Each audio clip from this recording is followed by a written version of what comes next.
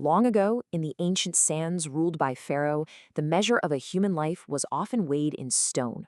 Welcome to This Explainer. Today we're unpacking a truly profound piece of writing called The Modern Pharaoh, From Monuments to Machines. It's a deep, philosophical journey into the very nature of human labor, ambition, and control. It asks us to look way back at the monumental structures of the past, and then, kind of uncomfortably, forces us to look at the structures we are building today. Okay, let's dive into this. The source text immediately yanks us into the brutal, physical reality of the ancient laborers. I mean, imagine it. Waking up long before the sun even thinks about breaking the horizon. You're laboring until your muscles literally just refuse to cooperate, pushing yourself to absolute, total exhaustion. And when you finally drag yourself home, you're too tired to even dream. Your entire existence, your physical energy, your mental capacity, is completely swallowed up by the work. Your agency is just gone. These ancient laborers lived in a reality where their days belonged entirely to someone else. Section 1. The Ancient Machinery, Pharaoh's System of Labor. To really grasp how this overwhelming system functioned, we have to look past the physical whips. Because, let's be real, physical force alone is rarely enough to maintain total control over a massive population for generations. There was this underlying machinery at work. These laborers were fed a very specific promise. As they dragged these impossible weights across the scorching desert, they were told their immense suffering had this grand purpose. Every stone they carried was said to build greatness.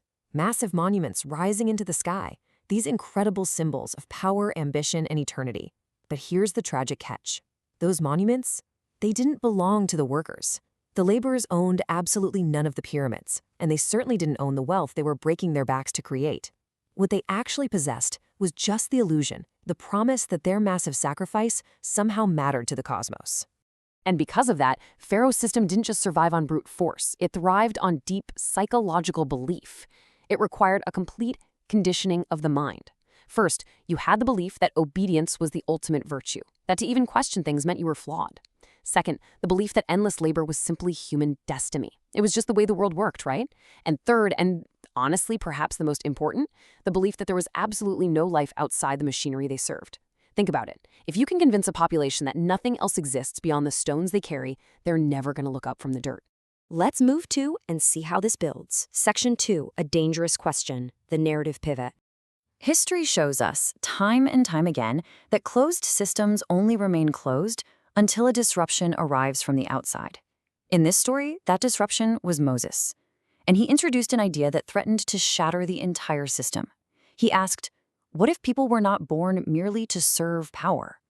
I just want you to let that question hang there for a second. It's a mildly uncomfortable thought, isn't it?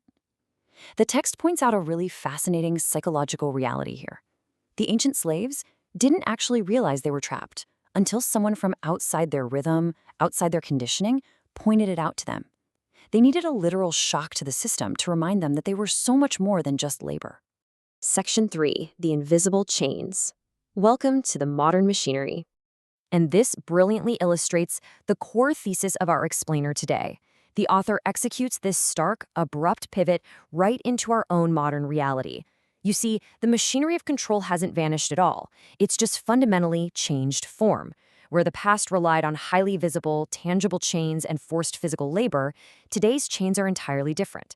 Most of us aren't forced to work by physical threat, but by invisible pressures. We are driven by this deeply ingrained hypnosis of ambition.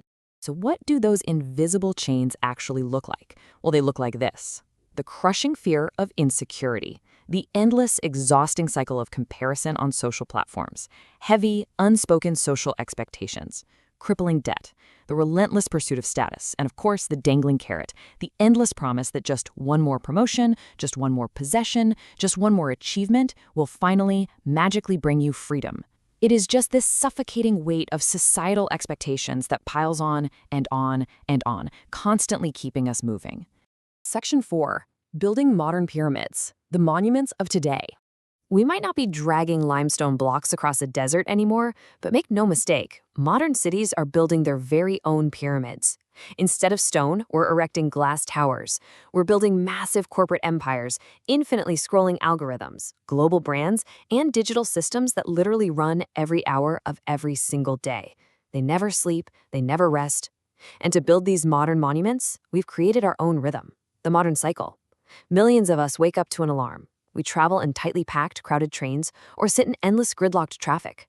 We spend our best hours sitting beneath artificial fluorescent lights, just staring into the glow of screens. We return home completely exhausted. And then we repeat it.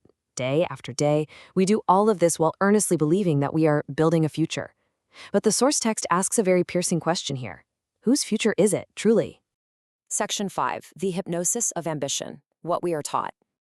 Now, what's really interesting about this slide is the sheer genius of the modern system. Just as Pharaoh desperately needed those monuments, modern systems absolutely require constant, unbroken productivity. But the modern system doesn't achieve this through the cruelty of a whip. It achieves it through ambition. We are deeply conditioned from a very young age to look at this endless cycle of exhaustion and parrot a highly specific phrase. We are taught to look at the glass towers, the crowded trains, the burnout, and say, this is success. We voluntarily define our own achievement by the exact metrics given to us by the machinery. And we go even further than that. We tell ourselves this is stability. This is the only way.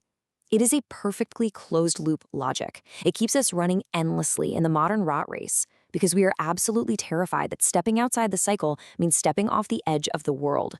We believe there is no life outside the machinery. Sound familiar? Yet underneath all that loud societal programming, underneath the constant noise of the traffic and the endless glow of the screens, the human spirit remains, and it quietly asks for something vastly more human. It doesn't ask for a promotion or a corner office in a glass tower. It asks for time. It asks for genuine meaning. It asks for real connection. It asks for freedom. So many of us continue to push the stone, even while that quiet voice begs for a completely different way of living.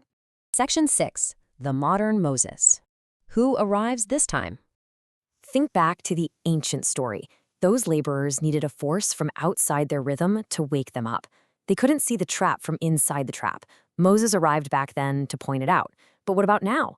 The source text leaves us with a profound, unfinished question about our own era. Who arrives this time? Will it be a single, visionary leader who steps up to disrupt the system? Or will it be an idea, a new collective philosophy that suddenly makes the invisible chains visible to everyone at once?